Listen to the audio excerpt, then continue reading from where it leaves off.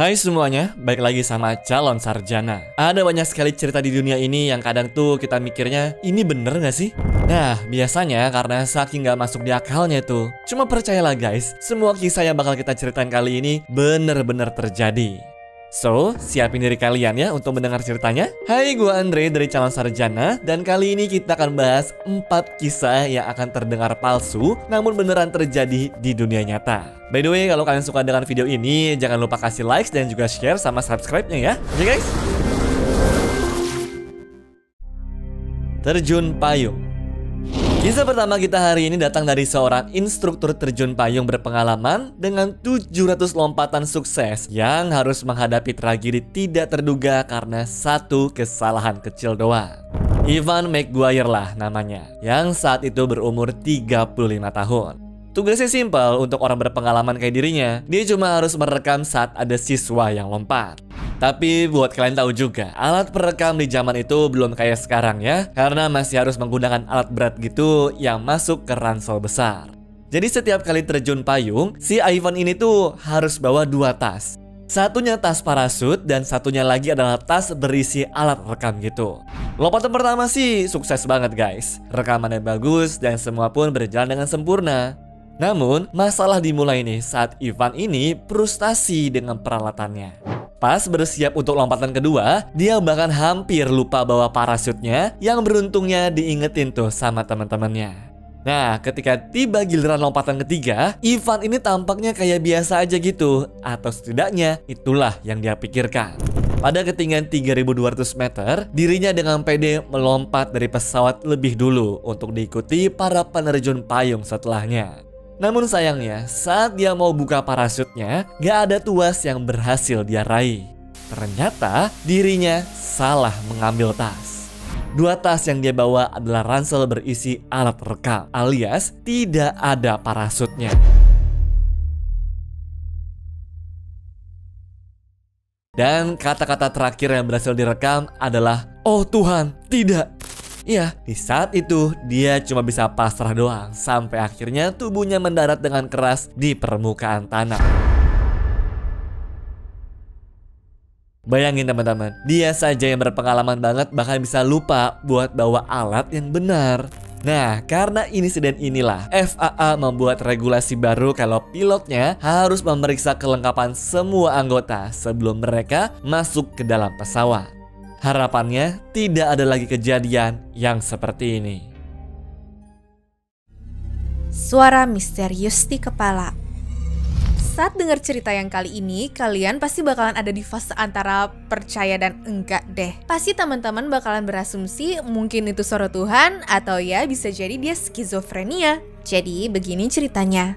Pada malam musim dingin di tahun 1984, seorang wanita bernama Brenda di London tiba-tiba mendengar ada suara di kepalanya yang bilang, "Jangan takut, aku tahu ini pasti mengejutkan bagimu mendengarkanku berbicara seperti ini. Tetapi ini adalah cara termudah yang bisa kutemukan. Temanku dan aku, kami pernah bekerja di rumah sakit anak-anak dan kami ingin membantumu." Brenda terdiam. Dia gak pernah mengalami hal ini sebelumnya guys. Ketakutanlah dia. Di titik ini, dirinya cuma berharap mungkin gue lagi kecapean doang kali ya. Makanya muncul halusinasi seperti ini. Namun suara itu malah kembali di kepalanya sambil berkata, "Brenda, ini bukan halusinasi. Kami nyata dan kami ingin membantumu." Karena takut dianggap gak waras, besoknya pergilah Brenda ke dokter. Melihat gejalanya seperti itu, dia pun dirujuk ke psikiater yang kemudian didiagnosis mengalami psikosis halusinasi fungsional. Bahasa gampangnya, dia ini halusinasi tanpa penyebab yang jelas guys. Menariknya, setelah dia dapat obat dari dokter, suara-suara itu tidak pernah lagi terdengar. Sayangnya, ceritanya tuh gak berhenti sampai di situ ya. Beberapa bulan kemudian, saat sedang berlibur bersama keluarga, suara ini kembali muncul di kepalanya. Dan kali ini tuh ngomong begini, "Kamu perlu kembali ke London secepatnya. Ada sesuatu yang sangat salah denganmu, datanglah ke alamat ini." Meski takut, dia akhirnya tetap ngikutin arahan tadi guys. Nah, apa yang ditemukan di sana ternyata merupakan sebuah rumah sakit yang punya alat scan otak. Di sini suara itu kembali muncul dan bilang, "Masuklah dan minta pemindaian otak. Ada 2 alasan. Kamu punya tumor di otakmu dan itu menyebabkan pembengkakan pada batang otakmu." Dan ketika hasilnya keluar, semua orang dibuat terkejut. Ternyata memang ada tumor di otak dan batang otaknya membengkak, persis seperti yang dikatakan suara-suara tersebut. Dan ini juga harus buru-buru untuk diangkat ya. Singkat cerita, sebelum operasi dilakukan, suara itu muncul untuk terakhir kalinya seakan-akan seperti memberi support. Kau telah membuat keputusan yang tepat. Kami senang bisa membantumu, selamat tinggal. Nah, sejak saat itu, suara-suara tadi tidak pernah muncul kembali. Dan sampai saat ini, para dokter juga masih pada bingung tentang asal-usul suara itu. Apakah memang sosok Tuhan? Atau semua ini terjadi karena pembengkakan yang terjadi di otaknya? Bagaimana menurut kalian? Apakah teman-teman pernah punya cerita yang serupa? Henry Irwin.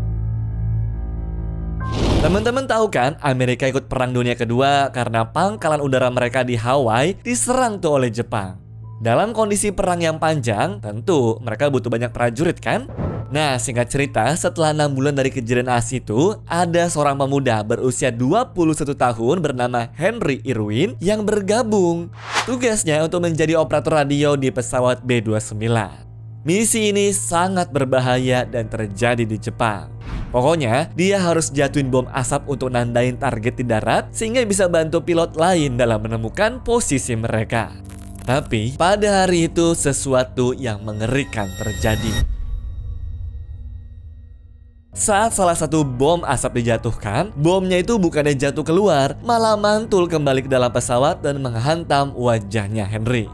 Bom ini meledak dan ngebakar wajahnya, serta memenuhi kabin dengan asap tebal yang bikin pilotnya kehilangan pandangan. Kebayangkan sepanik apa kondisi di sana? Dalam keadaan buta, kesakitan, dan tubuhnya terbakar, Henry sadar bahwa jika bom itu tidak segera disingkirkan, seluruh kru di pesawat akan kehilangan nyawa mereka. Nah, dengan keberanian yang luar biasa dan di tengah rasa sakit yang Henry alami, dia meraba-raba lantai untuk mencari bom yang terbakar itu, lalu mengambilnya dan ditekan ke dadanya untuk memadamkan api. Henry ini kebayang dong sudah kena bom gitu, otomatis jadi lemes kan? Nah, dengan sisa-sisa kekuatannya, dia ini berhasil melemparkan bom itu keluar jendela, menyelamatkan pesawat hanya beberapa detik sebelum jatuh ke lautan. Setelah itu, Henry pingsan dengan tubuh yang masih terbakar. Pasukan penyelamat pun langsung mademin api di tubuhnya dan memberinya morfin. Kalian tahu apa yang ajaib? Meskipun tubuhnya terbakar dan mengalami sakit yang luar biasa, Henry tetap selamat. Dokter yang merawatnya pun bertanya-tanya, gimana cara orang ini bisa survive? Meskipun dokter harus melakukan puluhan operasi, tapi apa yang dialami sama Henry jelas adalah sebuah mukjizat kan? Para dokter memang gak bisa mengembalikan penglihatannya seperti semula, tapi setidaknya dia bisa melihat dengan satu matanya. Nah, setelah perangnya selesai, Henry pun memiliki keluarga dengan 4 anak, yang bahkan dia sempat menjadi salah satu senator Alabama pada tahun 2002 lalu. Sampai akhirnya dia meninggal dunia saat usianya menginjak 80 tahun. Gimana guys? Luar biasa kan kisahnya? Dia ngesampingin rasa takut dan juga sakitnya demi bisa menyelamatkan orang lain. Inilah baru yang namanya superhero. Kembar terpisah. Bayangin ya guys, jika suatu hari kalian tiba di kampus baru nih dan tiba-tiba semua orang menyambut seperti kawan lama. Aneh kan? Itulah yang dialami Bobby Shafran pada tahun 1980. Saat pertama kali datang ke kampus, orang-orang memanggilnya dengan sebutan Eddie. Siapa sih Eddie ini? Orang namanya gue tuh Bobby. Dan ternyata dari kisah ini akan membawanya pada sebuah pertemuan tidak terduga yang mengubah hidup dia selamanya. Jadi situasi ini mencapai puncaknya ketika ada seseorang mahasiswa bernama Michael yang mengetok pintu kamar si Bobby. Dengan wajah yang pucat dan tangan gemetar, Michael nanya, apakah kamu diadopsi? Apakah tanggal lahirmu 12 Juli? Nah, ketika Bobby mengiyakan, Michael mengungkapkan sebuah fakta mengejutkan. Kalau Bobby ini punya kembaran identik bernama Eddie Gallant, di mana adalah sahabat Michael yang memutuskan untuk tidak kembali ke kampus tahun itu. Nggak percaya dengan yang baru saja didengarnya, Bobby dan Michael bergegas ke telepon umum terdekat untuk menghubungi Eddie. Momen ini menjadi awal dari sebuah pertemuan yang akan mengungkap misteri di mana telah tersembunyi selama bertahun-tahun. Pokoknya setelah perbincangan lewat telepon, keduanya pun langsung ketemuan ya guys. Ternyata emang mirip seperti pinang dibelah dua. Dan ya karena emang kembar identik, mereka punya ikatan yang kuat padahal baru kenal saat itu.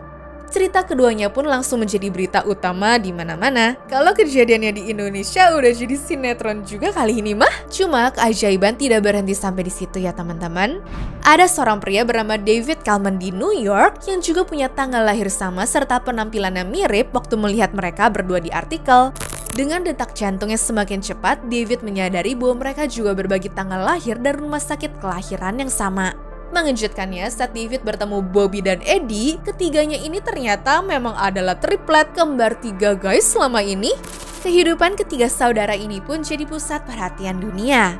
Mereka tampil di berbagai acara televisi, sampul majalah, dan surat kabar internasional. Bahkan sampai dibuatkan film juga loh. Mereka pun menikmati perhatian dan menjalin hubungan keluarga yang erat ya. Sampai akhirnya orang tua angkat mereka mulai mempertanyakan keputusan agen adopsi yang memisahkan mereka tanpa ngasih tahu bahwa anak-anak ini punya saudara kembar identik. Pertanyaan bagus ya emang, kenapa ya mereka dipisah dan gak ada yang tahu sama sekali? Nah, upaya cari kebenaran pun terhambat ketika firma hukum bergengsi pada menolak menangani kasus mereka, di mana memang mengindikasikan adanya tekanan dari pihak-pihak yang berkuasa. Sementara itu, ketiga bersaudara ini mutusinlah untuk fokus pada ikatan baru mereka dengan membuka restoran bernama Triplets yang awalnya sukses besar guys. Tapi sayangnya, kebahagiaan ini tidak bertahan lama. Perbedaan pendapat dalam jualan bisnis mulai memecah belah hubungan mereka. Bobby akhirnya keluar dari kemitraan dengan ninggalin Eddie yang sangat terpukul oleh perpecahan ini. Depresi berat yang dialami Eddie pun berujung pada tragedi yang mengejutkan. Dia mengakhiri hidupnya sendiri dengan meninggalkan Bobby dan David dalam duka yang mendalam ya. Karena kejadian itu, mereka semakin gencar nih ya untuk mencari tahu dan mencoba memahami apa yang sebenarnya terjadi sih. Seorang jurnalis yaitu Lawrence Wright menemukan petunjuk mengejutkan dalam sebuah artikel ilmiah obscure di mana agen adopsi mereka terlibat dalam studi ilmiah rahasia tentang anak kembar yang sengaja dipisahkan waktu lahir. Penemuan ini pun bikin mereka marah karena mereka merasa kayak kelinci percobaan. Namun sayangnya tidak banyak informasi yang berhasil digali sama mereka karena semua informasi itu telah ditutupi dengan sangat rapi ya guys. Anyways, cukup sampai di sini ya guys video hari ini. Sampai jumpa di video selanjutnya. Dah.